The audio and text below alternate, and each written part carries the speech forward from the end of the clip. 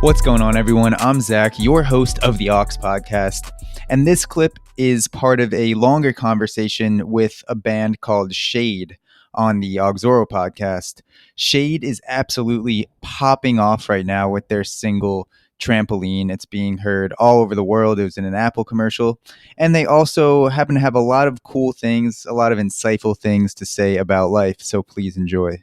Yeah, I saw Max, you opened up a little bit about coming out in the piece for the Washington Blade, I think it was. Yeah. I thought that was obviously very courageous and interesting for me too, because I have two other brothers, one older, one younger, and we're all straight.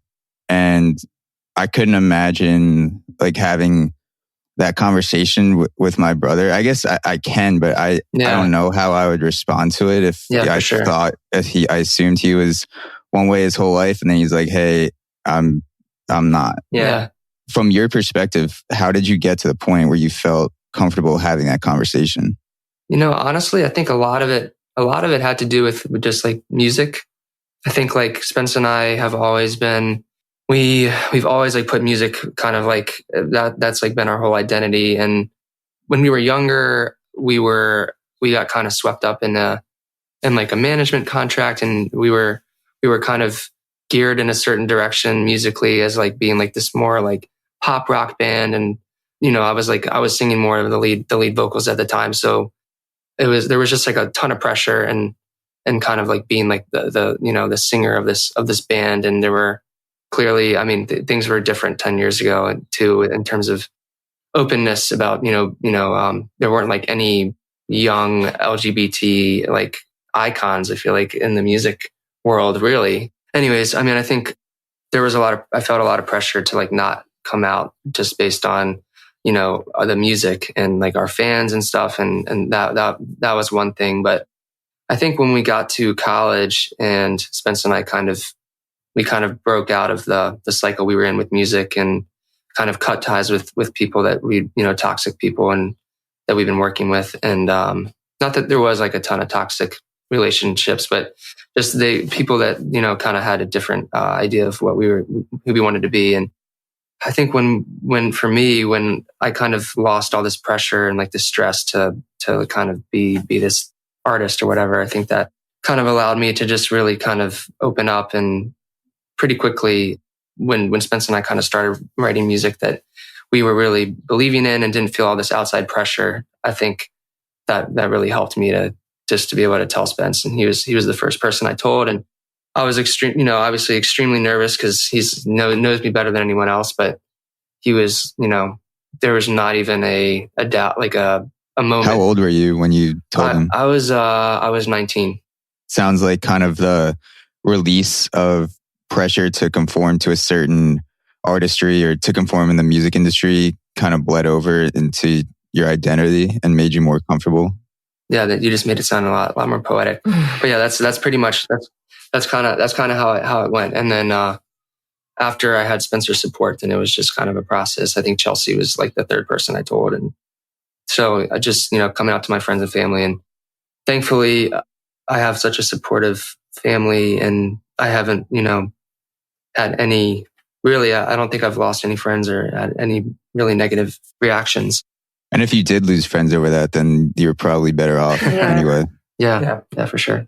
So for Spencer, I'm sure we have people listening who have had conversations like that or are going to have conversations like that. From your end, how did you respond to that?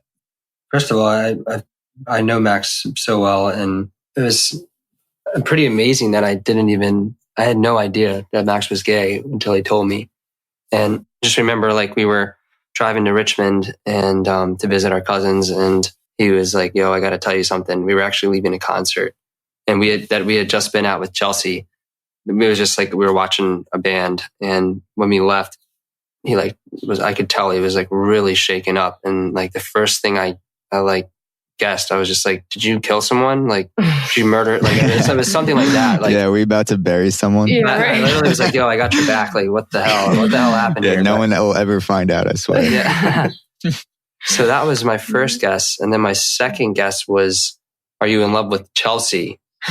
Because, a couple of years before that, I don't know. I just thought that like we had just been with Chelsea and we're all like super close. And I thought that was like something that was weighing on him or something. And we were just friends with Chelsea at this point. But anyways, the third time he couldn't really even speak. So that's why I kept asking him what was wrong. And then I asked if he was gay. I guess it just kind of hit me. And I mean, it was just like such a surprise, but at no time did I feel at all like angry or any, upset at all. I was just like, I felt the relief too, like immediately. And then, just the rest of the drive, like I was just kind of, he was clearly like shaken up. I was shaken up too, but just for him to release that enormous secret that he'd been holding his whole life, like you could just feel it. And just had like my hand on his chest and just like, we were just, it was just like this really incredible experience for me.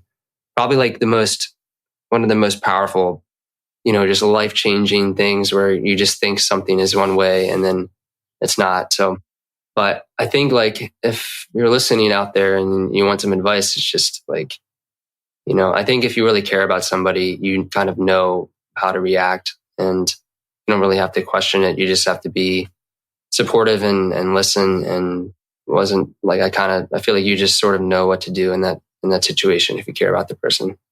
Yeah. And to get that type of support right off the bat had to have meant a lot.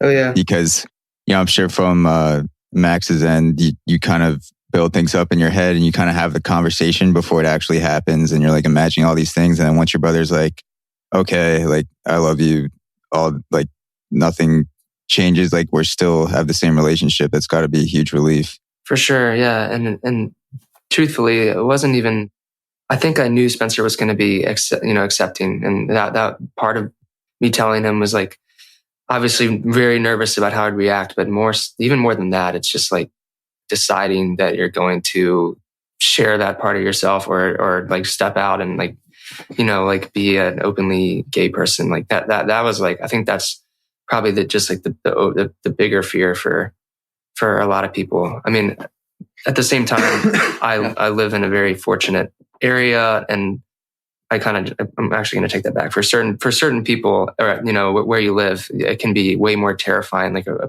way truer reality, like to feel like your life is in danger for coming out. But for me, at least, it wasn't. It was more just like accepting that within myself, and then.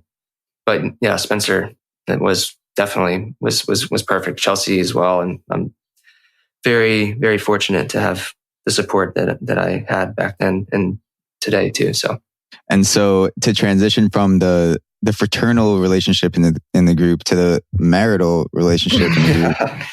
First, I want to say congrats on you guys getting married last fall, October. Yes, October, yeah. Congratulations. Thank you. Thank you. Beautiful. So much, yeah. So, Max, who has been the better wingman over the years? Chelsea or I have Spencer? sucked as a wingman. I get too nervous for Max. I'm like, how It doesn't help that Chelsea goes to bed at 9:30 every night too. Yeah. It's like not a lot of opportunities. Do you want to go out to a bar? She hasn't gone to many gay bars. Let's put it that way.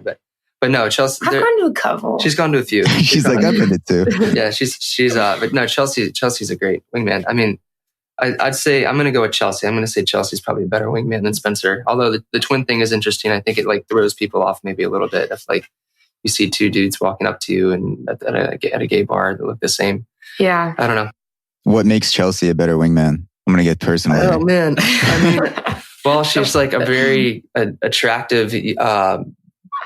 Not that Spencer's not attractive, but I think like the Chelsea has like a very bubbly personality, and I think she's really charming, and she comes off as like maybe like a little shy around new people, but yeah, she plays the shy card. She plays the shy card very well, and yeah, I guess I don't know. I think not to make excuses over here, but I think also. Are you going to defend yourself? Yeah, no, I'm not going to say I'm the better. You can defend yourself. You get a response. Yeah, I get a response. I think like Max and I spend so much time together that when he's going to meet people and find someone that he wants to date or even just hang out. I feel like a lot of times we just want that space because we're just together all the time. That's true. You know what I mean? Like it's more him just wanting to meet people.